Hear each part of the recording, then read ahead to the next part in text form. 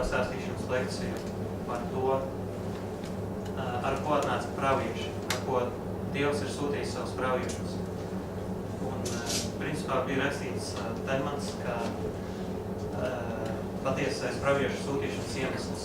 Un es sagatavoju lekciju, kur saucas Viendievība un tās īstā vieta islāmā, un tas ir atbilstoši tam tematam. Un es sākšu ar to, ar ko mēs beidzām pagājušajā reizē. Mēs runājam par to, ka tas iemesls, kāpēc Dievs vispār radīja šo pasauli, ir bijis viendabība. Tas, ka Dievs ir radījis šo pasauli viendabības dēļ. Viņš ir pateicis savā grāmatā, un es radīju džīnus un cilvēkus tikai tam, lai viņi kalpotu vienam man. Tāpēc viendabība ir tas pats svarīgākais jautājums, kas ir jāuzzina pašam cilvēkam, Dieva kalpam. Tāpēc arī tas ir pats svarīgākais iemesls, kāpēc Dievs ir sūtījis savus praviešus uz šo zemi. Kā Dievs saka citā zīmē, citā vietā Korānā, viņš saka, un mēs sūtījām pie katras tautas sūtni, lai viņš pateiktu, kalpojiet Allaham un nekalpojiet nevienam citam, vai arī vairieties no viltus Dievu pielūgšanas. Tas ir tas, ar ko es beidzu iepriekšējo lekciju. Un tagad es mazliet atkāpšos atpakaļ vēsturē, un mēs paskatīsimies ar to, kā sākās cilvēka dzīve šajā pasaulē. Tas stāsts sākās ar to, ka Dievs ir radījis Ādamu. Viņš arī ir radījis viņam sievu un ir licis viņiem dzīvot paradīzē. Bet Dievs mums ir radījis pārbaudījumam, un par to mēs arī runājam iepriekšējā lekcijā. Tāpēc, protams, Dievs ir uztaisījis viņam pārbaudījumu, un viņš ir atļāvis viņam darīt visu to, ko viņi gribēja paradīzē, izņemot vienu lietu. Kā es jums aizliedzu tuvoties šim te kokam. Šādi Ādams savu sievu ir dzīvojuši paradīzē, un tam kokam pat nebija domāšana klāt. Taču bija vēl trešā persona, un tas bija Sātans. Tas, kurš atnāca pie Ādama un viņa sievas un iečukstēja viņiem, ka nemaz jau nav tik slikti aiziet pie tā koka, aiziet. Es jūs pamudinu jūs aiziet un paskatīties, kas tur pie tā koka ir. Un tad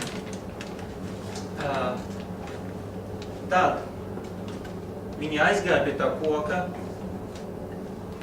un tas bija pirmais grēks vai arī pirmā nepaklausība, kuru izdarīja cilvēks. Rezultātā Dievs ir sūtījis Ādamu ar savu sievu prom no tās paradīzes uz zemi. Uz zemes tas bija kā sods Ādamam par to, ka viņš ir nepaklausīgs, par to, ka viņš nepaklausīja Dievu. Ādams nožēloja savu grēku, Dievs viņam piedeva, bet viņš lika viņam tagad dzīvot turpmāko dzīvi uz zemes.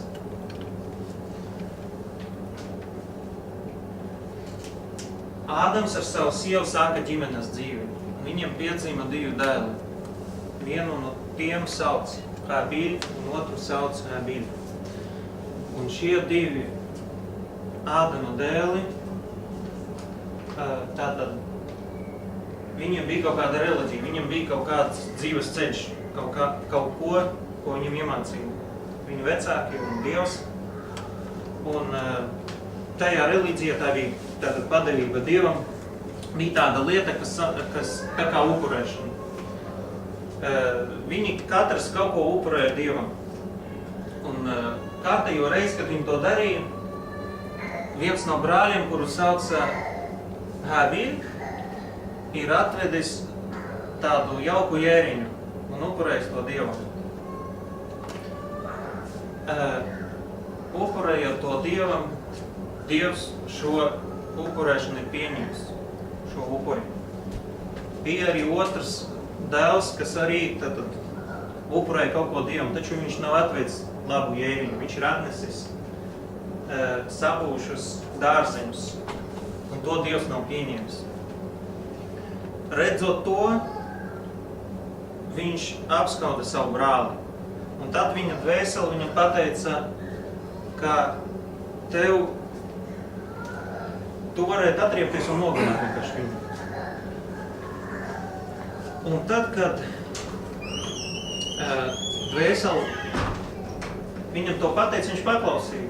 Un viņš teica, es tevi nogalināšu tagad. Un Habīl viņam atbildēja, ka dari, ko tu gribi, bet es nedošu tev pretī. Es neizstiepšu savu roku, lai nogalinātu tevi. Un Habīl neapstājās un nogalināja savu brāli. Un tā bija pirmā slepkavība, kura notika šajā pasaulē. Tā bija otra lieta, ar kuru saskarās cilvēks, kad viņš nepaklausa Dievu. Otra reize, kad viņš izdara kaut ko pretēji tam, ko pavēlēja Dievs.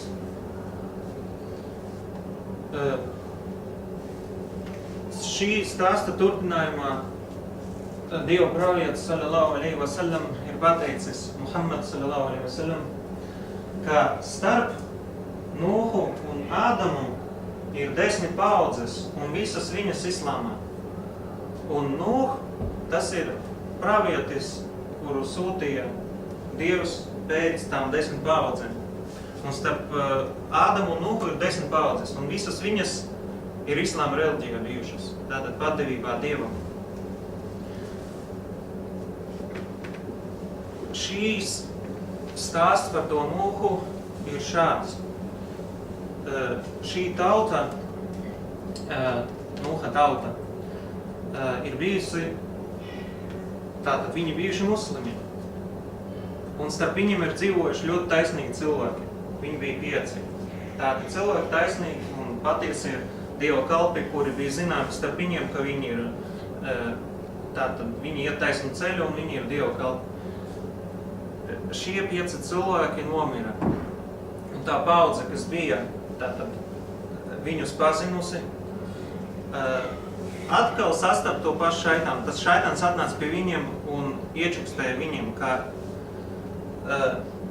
viņi ir bijuši svēti un viņi bija pareizi un uzbūvējiet viņiem pieminekļus.